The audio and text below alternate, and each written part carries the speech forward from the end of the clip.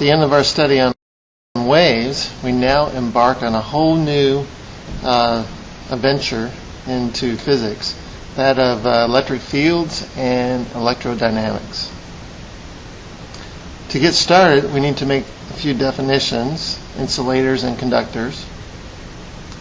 Conductors are materials in which electric charges flow quite freely.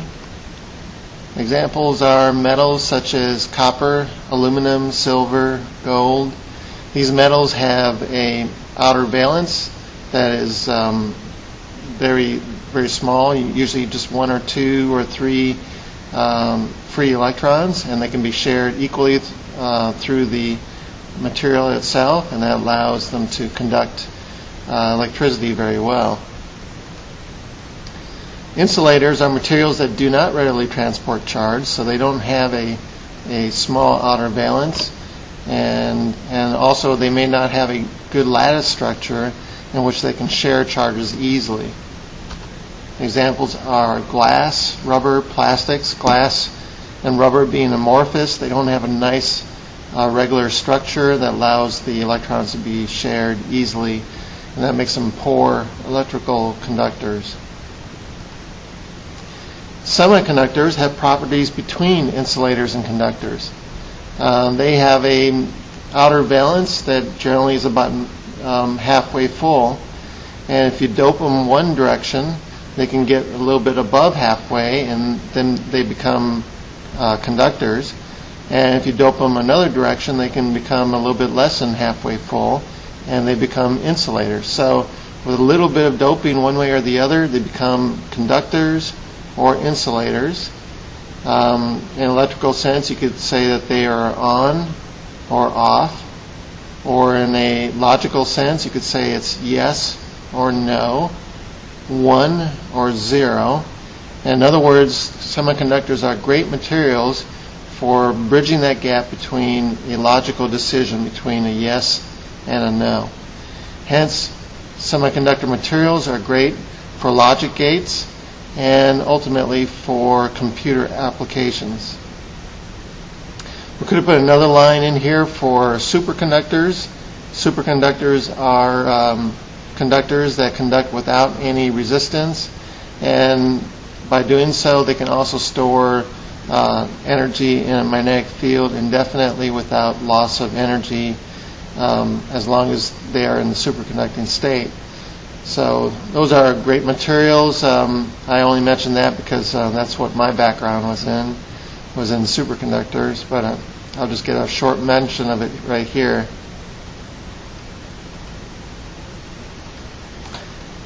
Properties of electric charges. Ben Franklin has been credited with being the discoverer of electricity, so you should know that.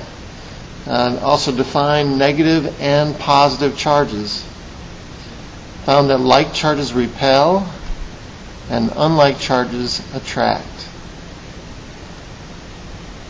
Here's an example. If you took fur and you rubbed a rubber rod, you would impart a negative charge to that rod, and if you brought two of those close together, you would find that they would repel. And there would be, in this particular setup here, there would be a torsional turn to the suspended rod, and you could measure that torque, and you could measure the force responsible for that torque, and so you could come up with some kind of experimental relationships on the force of repulsion in this particular sense. And on the other hand, you could take a glass rod and rub silk on that and impart a positive charge to that. And if you bring that close to the fur rubbed rubber, which has a negative charge, then you would see that they were attracted. And you could measure that force of attraction, again measuring the torque and extracting the force from that. So you can come up with some relationships that help you to characterize this force. Millikan ran some experiments and found that charge is actually quantized, which means it is found in discrete bundles. It's not continuous. It is exact multiples of some finite discrete value and that finite discrete value is what we call E, this little e, which is the smallest unit of charge that we'll deal with, and that is 1.6 times 10 to the minus 19 coulombs. That is the unit of charge, the coulomb. This smallest value of charge, this E, is the value of charge that resides on an electron or a proton. If it's a proton has 1.6 times 10 to the minus 19 coulombs positive charge, and an electron has 1.6 times 10 to the minus 19 coulombs negative charge. So those are the smallest values of charge that we wish to deal with. And we're saying that all other values of charge are integral multiples of this smallest value of charge. So this is a value you want to memorize. Millikan discovered this fact by his oil drop experiment, where he took an atomizer and created these small spheres of oil, pretty much about the same size, and they would pick up static charge in the air, and by applying different voltages, he could suspend these oil droplets based on their electric force against their own weight. And you would find that different groups would suspend at different voltages, and there would be discrete values of voltages that allowed this to happen. And based on that, he was able to surmise the value of this charge in discrete amounts. We'll take a look at this, or example of how this works a little bit later. But very brilliant experiment. There are, in fact, fractions of this smallest value of charge that we're not going to deal with ourselves.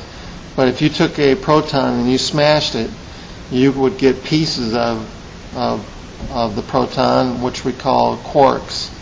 And quarks are little pieces. There are 6 of them in particular, and they could have charge of 1/3 or 2/3 of E as you put them together and comprise a proton, electron, or a neutron. But we're not going to deal with that. They're too quirky for us, and we're just going to deal with the smallest value, E, which is the charge on an electron or proton. So you conduct experiments, and one observation you might do with these force experiments is you find that the forces between charges varies as the inverse square of their separation. In other words, as you separate these two charges, you find that the force drops off as the distance squared as you separate them. And this will just be an experimental observation. You also would find that the force is proportional to the charge on one object and proportional to the charge on the other object as well. So you just conduct experiments, and you find that if you add charge to one object, the force increases proportionally. If you add charge to the other object, the force increases proportionally as well. So these are just experimental things you can do, and you find out these relationships. You find that the force is attractive if the charges are of opposite sign, say a positive and a negative, and that they are repulsive if the charges are of the same sign. If they're both positive or they're both negative, then the forces will be repulsive. So this is what you do. You run experiments, you find these relationships, and you keep on running experiments, and you can't find any other relationships. This is it. So this is all you find with all the experiments that you run. So you're ready to form a supreme relationship. In other words, this all leads to Coulomb's law, where the force is equal to some constant, K electric if you will, charge 1 times charge 2 over the distance between them squared. And this is just combining the relationships that you found experimentally. You found that the force is proportional to one charge, it's proportional to the other charge, it's inversely proportional to the distance between them squared. And once you find those relationships, you put a constant out front, and then you have yourselves an equivalency or an equal sign between the two. This K electric is something we're going to redefine a little bit later as a constant that is related to a universal constant. It's 1 over 4 pi epsilon naught, and epsilon naught is the permittivity of free space. It is a universal general constant, 8.85 times 10 minus 12 coulombs squared per Newton per meter squared. And so that's going to be a constant that we're going to know pretty well later on. But if you put that value into 1 over 4 pi epsilon naught, you will get a value for K of 8.99 times 10 to the 9 Newton meter squared per Coulomb squared. For our purposes, we're going to round this up just slightly, and we're going to say that K is equal to 9 times 10 to the 9 Newton meter squared per Coulomb squared. So that's going to be your rule of thumb. Our K electric is 9 times 10 to the 9. Nice round number to look at, and that's what we're going to be using for all of our electrodynamics.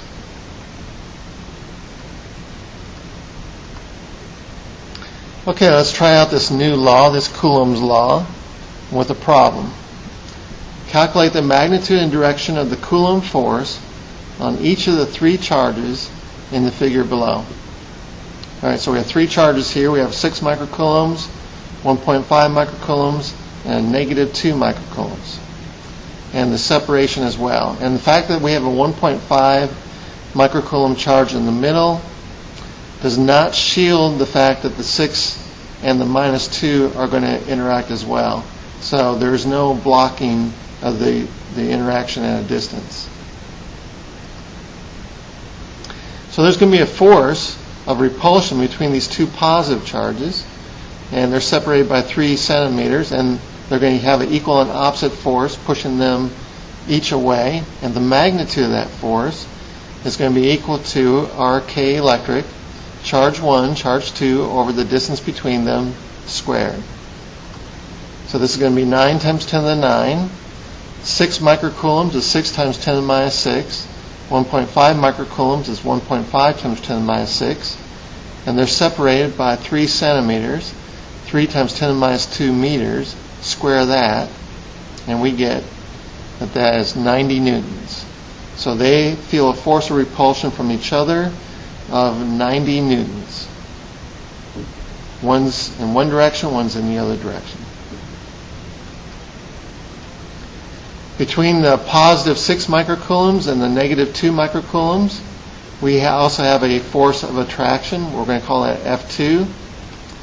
The magnitude of that force is K, charge 1, charge 3, over the distance between them squared. K is 9 times 10 to the 9. Charge 1 is 6 times 10 to the minus 6 coulombs. Charge 3 is a negative 2 microcoulombs, but we're just going to put 2 microcoulombs in there, 2 times 10 to the minus 6 for the moment. I'll explain why in just a moment. And the distance between those 2 charges is 5 centimeters, so 5 times 10 to the minus 2 meters. Square that. That's a magnitude of that force of 43.2 newtons. The reason I didn't put the minus sign in for the 2 microcoulombs is because the minus sign is a matter of direction, and we already determined the direction by the fact that the positive and the negative are attracted to one another. And for one, in this case of the negative charge is going this way, and in the case of the positive charge is going that way. And so for one it's a positive direction, for one it's a negative direction. So how can you put a negative into that magnitude? So what I suggest is, when using this Coulomb's law, is just find the magnitude first and determine your direction by our rules of thumb for charges. Positives and both negatives repulse, and unlike charges attract. Set up your directions based on that, find your magnitude, and then you've got your vector.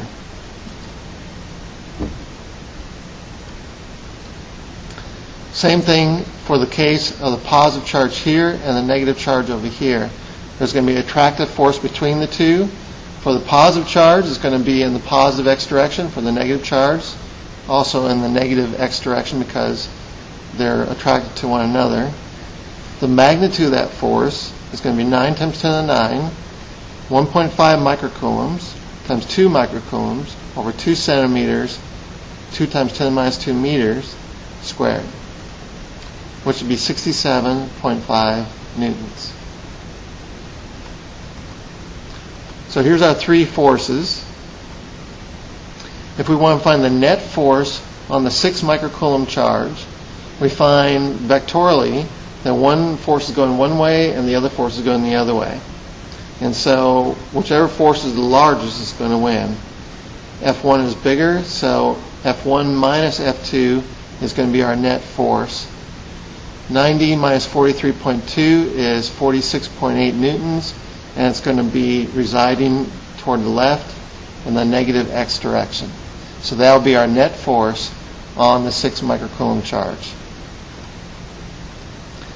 On the 1.5 microcoulomb charge, we've got two forces on it, F1 and F3, and they're both in the same direction, in the positive x direction. So we have F1 is 90 newtons, F3 was 67.5 newtons, so that's 157.5 newtons to the right.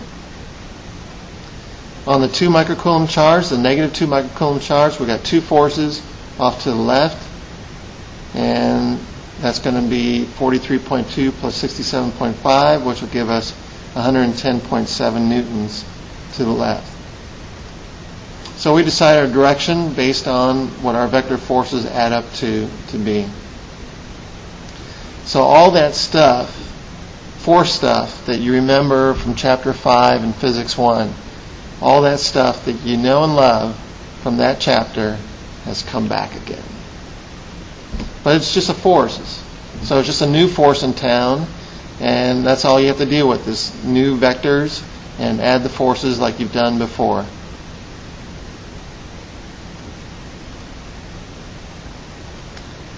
Here's another problem. In the Bohr theory of the hydrogen atom, an electron moves in a circular orbit about a proton, where the radius of the orbit is 5.29 times 10 to the minus 11 meters, approximately half an angstrom. Find the magnitude of the electric force and the gravitational force between these two particles. I don't know why we deal with the Bohr theory of the atom as opposed to the more interesting theory of the atom. We have the boring theory of the atom. That's just the way we go. All right, bad joke. Bohr theory actually is a good theory for the atom, even though it's approximation. You basically have the proton in the center, the electron going around in a circle around the proton. It's the simplest theory of the hydrogen atom. It works pretty well as approximation, even though we know that the electron is going around in an electron cloud like a sphere around the proton, but this more or less works. So we want to calculate the electric force in the simplest theory and simplest atom possible, with the one proton and one electron going around it. We have, that should be our K electric, charge on the electron, which is E, charge on the proton, which is E, over the distance between them square, which is the radius of the atom, half an angstrom. So this is going to be equal to 9 times 10 to the 9, and each of them has the same magnitude charge, 1.6 times 10 minus 19 coulombs. So we square that over the distance between them, which is the radius of the atom, 5.3 times 10 minus 11 meters, square that, and we get a force of 8.2 times 10 minus 8 newtons. That is the electric force between the proton and the electron in the simplest atom. What about the gravitational force between these two particles? Well, that force formula from Physics 1 is equal to the gravitational constant, mass 1, mass 2, in this case the mass of the electron, times the mass of the proton, over the distance between them squared. Look how similar the gravitational force is in terms of the design of the force. You have a particle times a particle over the distance squared times a constant, and that's the same form of the force for the electric force. We're going to try to make these analogies quite often between mechanics and the electrodynamics. In this case, the constant is 6.67 times 10 minus 11. The mass of the electron is 9.11 times 10 to the minus 31. Everything rhymes here. The mass of the proton is 1.67 times 10 to the minus 27. They rhyme, but they're not good rhymes. Over 5.3 times 10 minus 11 squared. That is a force of 3.6 times 10 to the minus 47 newtons. If you were to take the ratio of the electric force to the gravitational force in the simplest atom, you would find that the electric force is greater than the gravitational force by a factor of 2 times 10 to the 39. Wow.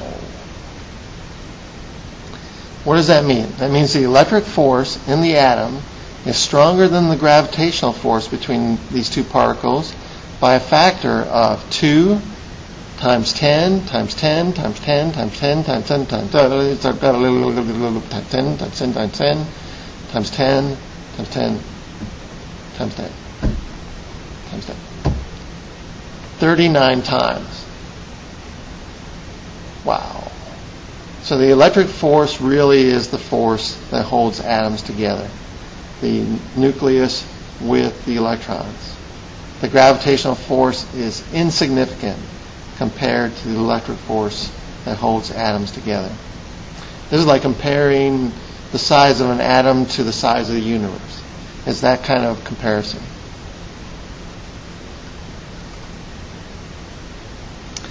If the electric force causes the centripetal acceleration of the electron, what is the speed of the electron? So this is a good model for the atom, the Spohr model. And we're going to say that the electron is going around in a circle, and the centripetal force is the electric force that we just found. So the mass times centripetal acceleration, v squared over r, should equal that electric force. And we can solve for the velocity of the electron. So that's going to equal the square root of the electric force times the radius of the atom over the mass of the electron. That's going to be 8.2 times 10 minus 8 newtons, 5.29 times 10 minus 11 meters. Mass of the electron, 9.11 times 10 minus 31 kilograms. All that square root. We find the electron is moving at a speed of 2.18 times 10 to the 6 meters per second. The speed of light is 3 times 10 to the 8 meters per second. So this is almost 1/100th the speed of light. So we're talking about an atom, which is extremely small, and on the size of the atom on the order of 10 to the minus 10 or so.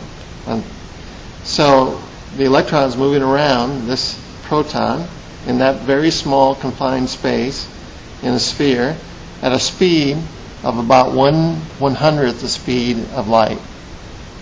So that's one reason why you can never locate where the electron is. It's moving so fast in such a small area that you never can be sure exactly where it is. And that's why that brings up a whole new study of physics called quantum mechanics, in that the only way you can really study such an object is with probability. You would say, there's 60% electrons over here and 40% over here, because there's no way you can ever possibly locate it exactly where it is.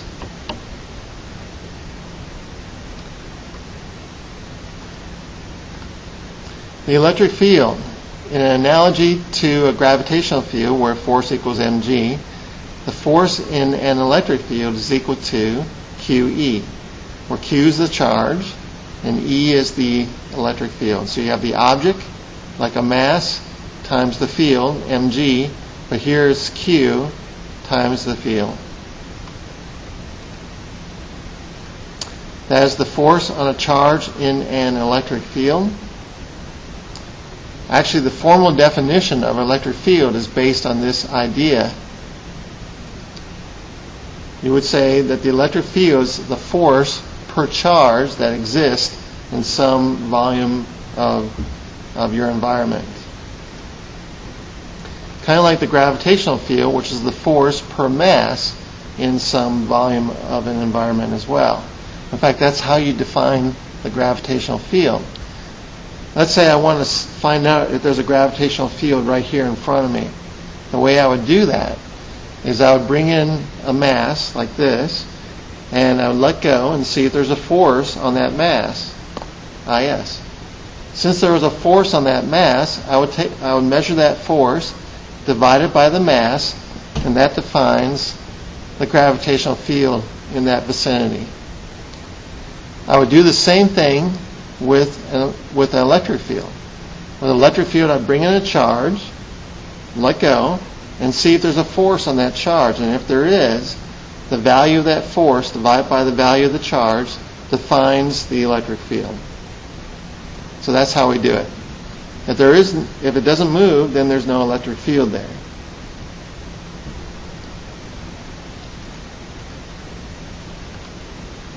Here's a problem.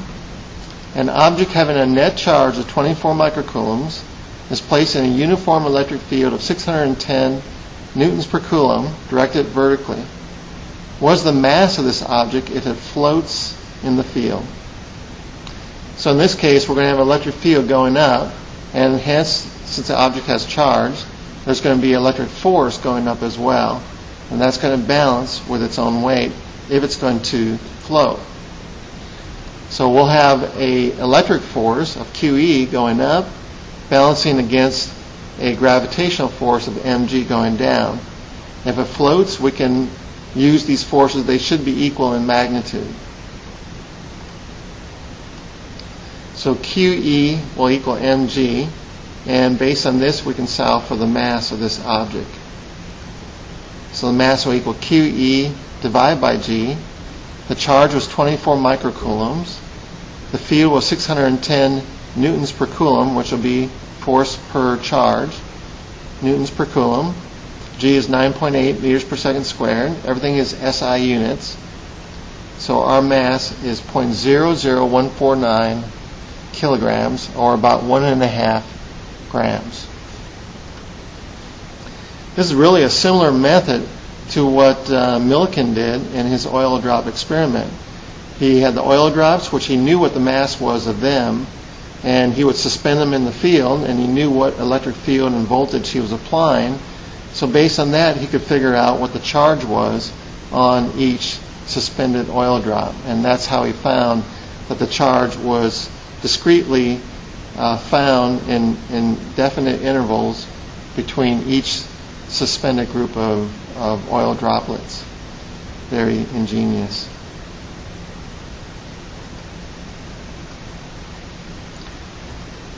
All right, so we've defined the electric field, and in fact, an electric field producing device is indeed a charge itself. A positive charge emanates electric field radially outward in all directions, three-dimensionally in all directions.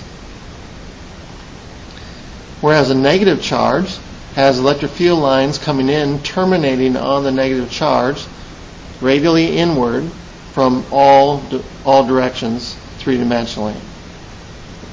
So, positive charges emanate electric field lines, negative charges terminate electric field lines.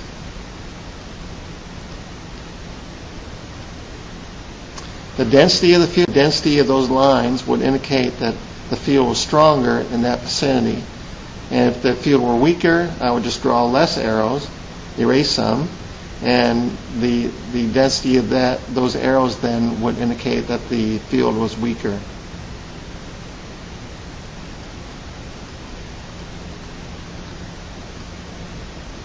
So consider a point charge emanating an electric field in all directions.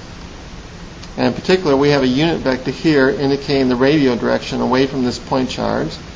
We define the electric field for a point charge as being equal to our K electric constant, 9 times 10 to the 9, times the charge over the distance squared, where the distance is the point at which we're evaluating the field. So at some distance r away, the field is equal to KQ over r squared. The R hat here is just simply giving us a radial direction. So that all that is a unit vector showing us the direction that we're going. So the key part here is the KQ over R squared. That's the magnitude of the electric field at that point. Now, if I were to bring a second charge and place it at that point, it's going to feel a force due to this electric field from the first charge. The force it feels is going to be equal to the value of that charge, Q2, times the field that exists there due to the first charge. And the field that exists there due to the first charge is KQ1 over R squared. So we'll have the force is equal to Q2 times KQ1 over R squared. And that's going to equal KQ1 Q2 over R squared. By golly, that's the Coulomb force that we introduced earlier. So now we're saying that a charge produces an electric field that another charge can experience. And if it does experience that, it will feel a force, and that force is the Coulomb force. It happens the other way as well. Q2 creates an electric field experienced by Q1 equal to KQ2 over R squared, and then the force Q1 feels is Q1 times that field, which is the same value of Coulomb's law.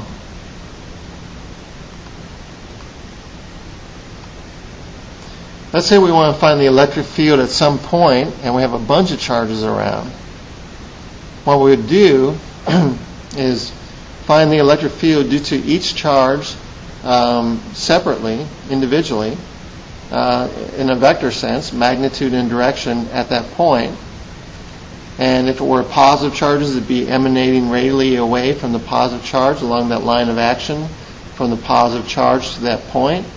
And if it were a negative charge, it would be coming in, terminating towards a negative charge along the line of action from that point to the negative charge. But we would find all these vectors, magnitude and direction, and then we would add them up vectorially to get our net field that exists at that point. That's the principle of superposition, and basically it's just saying find all the individual contributions, add them together vectorially to get our net field that exists at the point. And if we did that, we could map this whole field everywhere in three-dimensional space in the vicinity of these charges.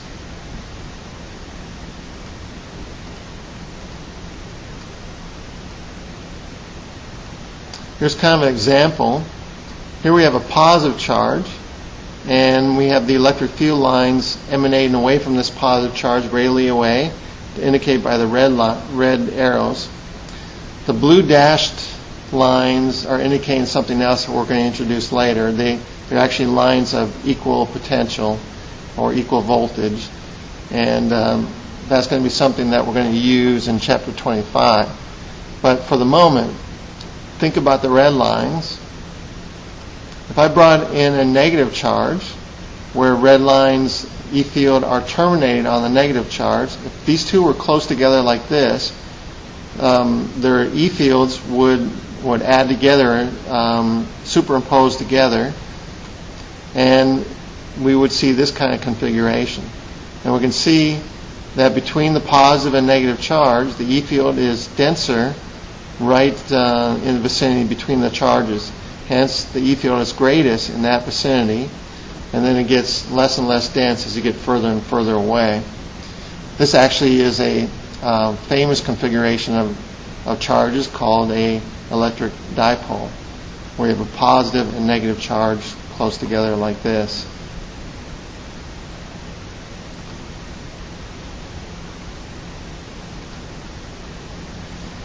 Okay, we want to conclude this first lecture by a few extra ideas. And one is the idea of induction. We can induce a charge on a conductor by bringing another charged object into close proximity to the conductor. In this case, we'll say the conductor is normally neutrally charged. It has as much positive charge as it has negative charge. But if you bring in, say, a rubber rod that's been negatively charged, it will push the other negative charge away. The light charge will be repulsed. And in a sense, the positive charge will be attracted. Even though the positive charge doesn't move, the movement of negative charge will essentially move positive charge towards this negative charge here. If you allow this negative charge to escape, you can leave this conductor with a net positive charge. As you take away your ground here, that net positive charge will find itself as far away as possible it can from the other positive charge, because like charges repel, and hence this positive charge will find itself as far away as possible, and it actually will reside on the surface of that conductor. But you will leave that conductor with some net positive charge in this particular case. That is induction. You can also induce charge on an insulator. Charge on an insulator is locally owned by what are called domains, in a sense, electric domains. And if you brought in a charged object, a positive charge, you can reorient those domains so that the like charge is repelled and the unlike charge is attracted. And so you just orient those domains in such a way that you induce a charge towards the surface of that insulator that would be preferentially of some value, in this case negative. So you can induce that on a insulator that way.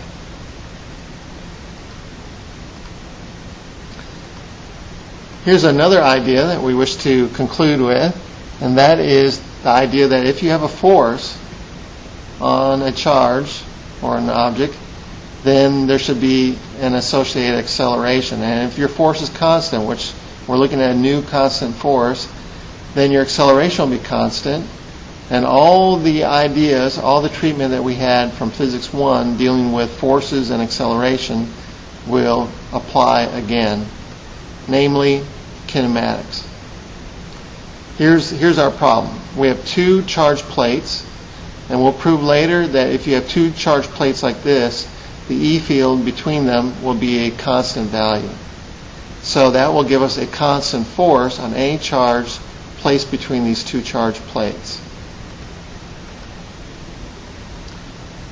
So the net force associated with this E field, this electric field, will be equal to this one force, QE. And so by Newton's second law, mass times acceleration will equal charge times field. In other words, our acceleration will be equal to the charge to mass ratio times the field.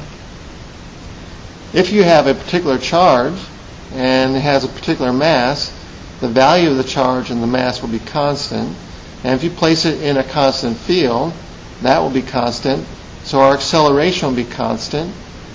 And all the kinematic equations that deal with constant acceleration will apply to the motion of this particle.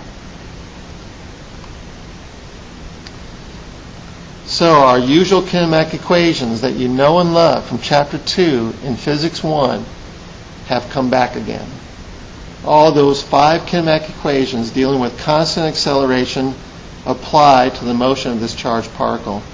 The only thing you need to add to this is that the acceleration is q divided by m times e. Once you calculate the new acceleration, the motion of that charged particle is governed by the 5 kinematic equations. We can deal a lot more with this, but basically that's the way to approach these problems. Just define your new acceleration based on the E field, and then use the kinematic equations that you know and love from Chapter 2. We'll look at a few examples of this in the Education problem examples online. Here's an application of this. In the old style oscilloscope, cathode ray tube, you have an evacuated tube that is there's no air in there, so that charged particles can move freely without colliding with air molecules. And if you put plates in there, you can deflect your charged particles. And if these plates are a constant E field, then you can deflect them a definite amount based on how much voltage you apply to these plates. You could do that vertically, and you could do that horizontally. And by doing that, you could you could force this charged particle to hit anywhere you want on a two-dimensional screen. If the screen is fluorescent, then it will light up where your charged particle hits. And that's the basic idea behind an oscilloscope.